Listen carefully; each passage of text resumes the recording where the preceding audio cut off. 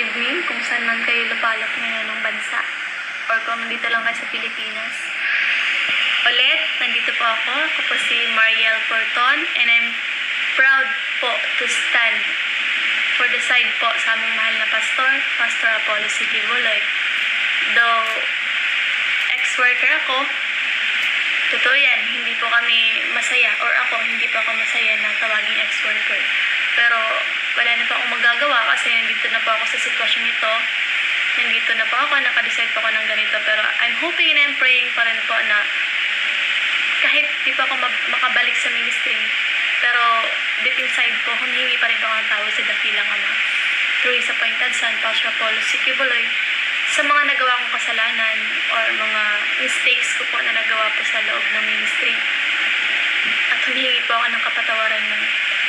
Pero ngayon hindi ko po palalampasin pa rin po yung mga paninira po kay Pastor Apollo C. Kibuloy, no, na alias lang po. Lalo na po yan si Rene, alias Rene, si Michael Maurilio, si Blenda, alias Portugal, si Arlen Stone, si Cher Bandari, Lady Jade Canada, si Pearl Canada, ang mama at papa nila na Canada, si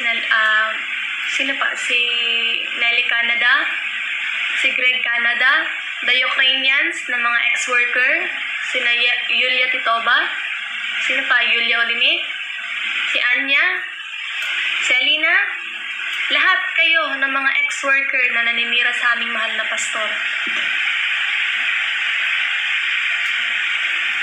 Hinahamon ko po kayo ngayon. Hinahamon ko po kayong lahat magsama-sama. Lahat po na nag-witness po sa Senado. Hinahamon ko po kayo na humarap kayo sabay-sabay sa Senado at imbitahan niyo po kami or ako or sino po mga worker na willing mag-witness din sa side ni Pastor. Madam Risa Hontiveros, makinig po kayo. Huwag po kayo maging one-sided. At ang mga testimonyang yan, ang mga witness na yan, idaan niyo po sa due process. Huwag niyo pong idaan sa Kongreso o sa Senado kasi hindi po yan hukuman. Meron po tayong hukuman. Meron po tayong korte. Yun po ang due process po. Kung gusto niyo pong magpakita si Pastor, dumaan po muna kayo sa amin. Ha? Mga bilang ex-worker or bilang tagapagtanggol sa side ni Pastor, hindi po kami papayag na kahit sa side namin, hindi kami papayag na magpakita sa inyo si Pastor. Kasi Risa Hontiveros, wala ka namang kredibilidad, diba? Ang mga kinukuha mong mga witness is puro lang mga saying, walang napapatunayan.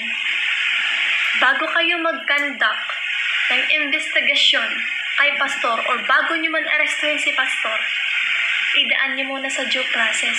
Or bago pa man ang lahat, i-background check nyo muna yung mga mga witness ninyo. Lalo na yung Michael, yung alias Rene, i-background check nyo muna. Isa pa yan, si Glenda Portugal alias Amanda. Bakit di nyo i-background check muna? Bakit bigla-bigla na lang kayo naniniwala dyan, Madam Chair? Madam Risa Hontiveros? Bakit po agad-agad kayo naniniwala? Para ano po, magbida-bidahan ka sa Senado? Ano? Diba? Nasa iyo na lahat. You are the apple of the eye sa social media ngayon.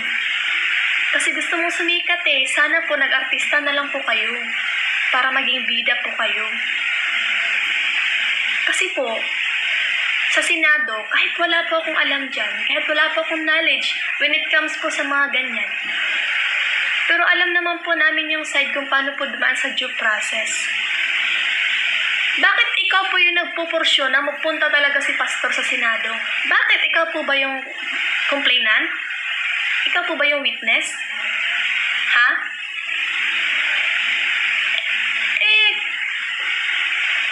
Ang mga witness mo nga isang beses lang nagsalita sa Senado Nasaan sila ngayon? Kasi kung totoo ang sinasabi nila, magwewelga na yan. Nangangatok na yan ng tulong sa kahit sinong senador. Pero bakit sa inyo lang, Risa Hontiveros? Bakit sa iyo lang? Dahil kunuhay ikaw ang magbibigay ng hustisya. Hustisya? Anong pagkakaintindi niyo sa hustisya? One-sided nga kayo, di ba?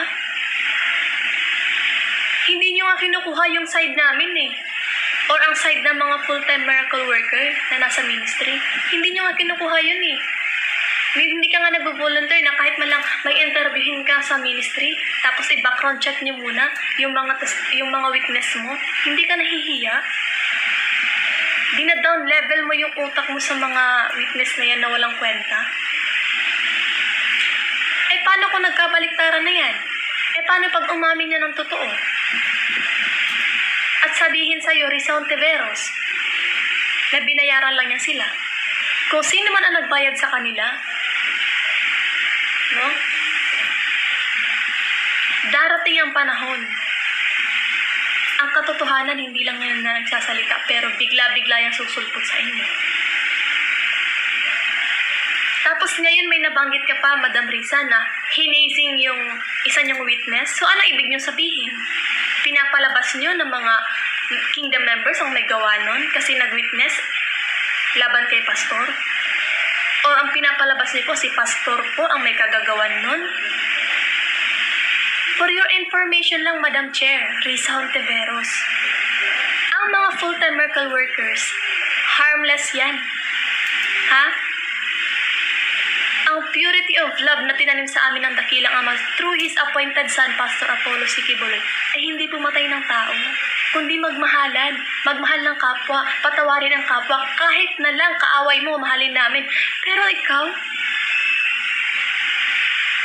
lahat ng nasa utak mo, Madam Risa, pinapairal mo na wala sa lugar. May pinag-aralan ka po sana eh. Pero ang aga niyo po magpasikat sa Senado. Hindi niyo po napapansin, ikaw lang po ang kumakampi sa mga witness na yan. Hindi niyo po ba napapansin, Madam Risa, ikaw lang ang nagtatanggol sa mga witness na yan? Kasi bakit? Kahit kasamahan mo dyan sa Senado, tutol sa ginagawa mo. Kasi ginagawa mong hukuman yung Senado. Yun ba dapat? Pag mataba, gumising ka ba, Madam? At wag na wag mong ibibintang sa pastor namin pagdating ng panahon. Pag may nangyari dyan sa mga witness ninyo, wag na wag nyo ibibintang sa pastor namin yan o sa ministry namin yan. Kasi hindi namin magagawa yan. Kami, ex-worker kami. Pero minsan, hindi kami pwede magtanim ng galit o sama ng loob sa mga witness ninyo. Pwede, sama ng loob. Galit, pwede. Oh, sige, sabihin pa natin, galit kami. Masama yung loob namin kasi mali po yung mga sinasabi nila.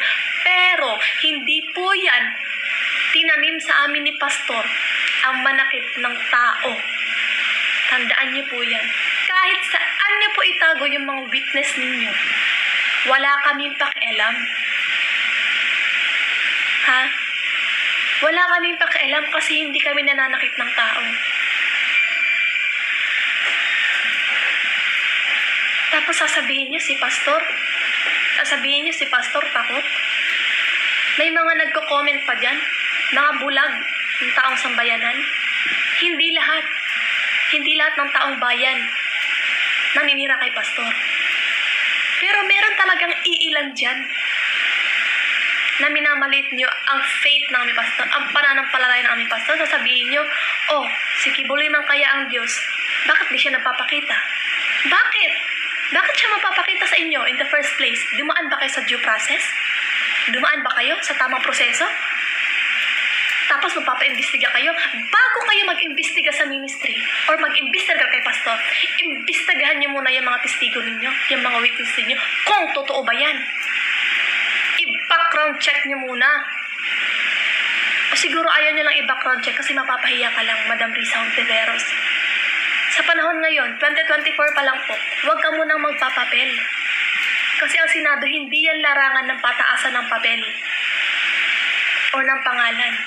Tuwang-tuwa ka na ngayon kasi ikaw nang sikat, di ba? Ikaw na pinupuri ka na ng taong bayan kasi nga ikaw lang doon nakakapanindigan ng ganyan. Bakit? Bakit, Madam Risa? Anong tama sa ginawa mo? Ang paninirang puri ng ibang tao? Madam Risa, ang issue dito talaga is yung sa PhilHealth kasi hawak mo yan. Pero bakit bumaling sa pastor namin? Nagsimula lang po yan kay Ka Eric na inungkat ang mga issue dyan sa inyo. Bakit ngayon ang main point ng social media si Pastor? Tapos naungkat pa ang mga kaso ni Pastor na hindi naman totoo. Si Pastor, nakikita niyo si Pastor kung saan nakatira. Bakit di niyo puntahan? Ba't di kayo mag-imbestiga? Pero hindi niyo ginagawa. Kasi nga, unfair kayo. Ang pinaniniwalaan niyo lang ang side ng witness ninyo. Ang side ng witness ninyo na hindi naman makatotohanan lahat ng mga sinasabi nila. Reminders ko lang po, yung nababanggit niyo po yung regarding po sa mga delikadong buhay po ng mga witness ninyo. Pag dumating ang panahon na may nangyari dyan sa mga witness ninyo, wag na wag niyong isisisi sa ministry namin yan. Kasi hindi kami tinuruan ni Pastor na manakit ng kapwa namin Pilipino o kapwa namin tao. Kasi ang gusto ni Pastor, ituro namin ang gospel of the kingdom, which is ang kaligtasan ng kaluluwa, hindi yung manakit ang tao. So anong pinapalabas nyo ngayon, Madam Risa Hontiveros? Pinapalabas nyo na delikado yung mga witness ninyo? Kasi nagreklamo about kay Pastor? Pinamumukha mo yung sinabi mo sa press conference ninyo na kasi may yung isang witness namin, delikado na ganyan kasi hinihisin yung tindahan nila. Hala, anong gusto niyo palabas? Si Pastor ang may gawa nun? Di naman iba ang punto mo, Madam Chair. Pero excuse me lang, ha? Hinahamon ka namin, Madam Chair. Madam Risa Hontiveros, ba't di mo kami kunin na witness dyan? Kahit man lang isa o dalawa sa side ni Pastor. Tapos, lahat ng mga nag-witness dyan, ipunin mo, papuntahin mo sa Senado. Kung gusto mo talaga sa Senado, sige, papuntahin mo sa Senado lahat.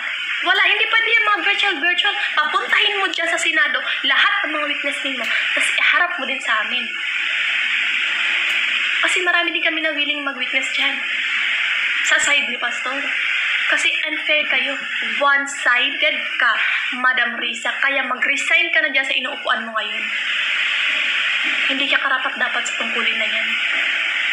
Hindi ka mapagkakatiwalaan ng taong bayan kung one-sided ka. Kaya tandaan mo to, Madam Risa Hontiveros. Ganito lang kami. Kahit hindi kami nakapagtapos ng pag-aaral. Pero proud kami na tumayo sa katotohanan. Kaya yung mga witness mo, ihanda mo na yan. Iharap mo sila sa amin sa hukuman or iharap niyo po sila sa amin. Hindi yung one-sided lang po kayo. Total, yan naman po yung gusto ninyo eh. Yan po yung gusto ninyo, yung maging one-sided kayo, nasa Senado kayo pero one-sided kayo. Ano yun? Laro-laro?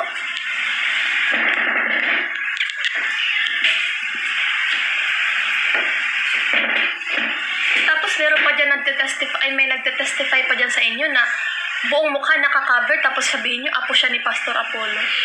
Yang hiya naman kami, kung apo ka ni Pastor, bakit di ka magpakita ng mukha mo? Ngayon nga, yung kapatid mo nagsasalita, hindi ka naman totoong apo niyan eh. Ganon kayo ka-unfair. Hinahamon namin kayo, iharap niyo yan sa amin lahat ng mga witness ninyo. Imbitahan niyo po kami. Huwag niyo pong i-unmute yung SMNI o yung mga side na witness ni Pastor. Huwag niyo pong i-unmute para hindi makapagsalita. Di pa nga kami tapos, ina-unmute niyo na. Kinakat niyo na. Kakahiya ka. Bye.